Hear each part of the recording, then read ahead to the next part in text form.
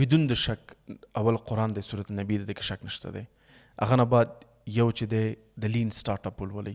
دویم چې د ریډ پیپل لایک ا بوک، انسانان ولول کتاب غوندې ولول، سایکولوژي ادرس د سایکولوژي انسانانو پیژني. دریم چې د هو کنټرولز د ورلد. زه ځکه در کوم چې ته څو شیان نه خبر شي. هو کنټرول د ورلد نوم چومسکی لیکلی دی.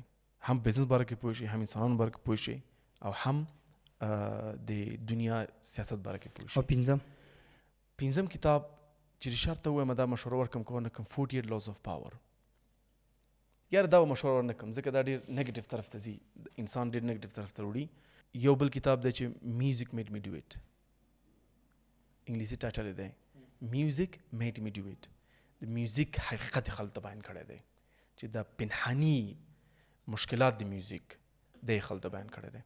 خیر سمنانه بهترینه کتابونه در امید لرم چې هغه ځوانان په انګلیسي خصوصا پوهیږي ویلو ترجمه کې پښتانه به هم لولي. پښتو کې هم دا ټول ترجمه شوي دي. ها ماشاءالله ډېر ښه.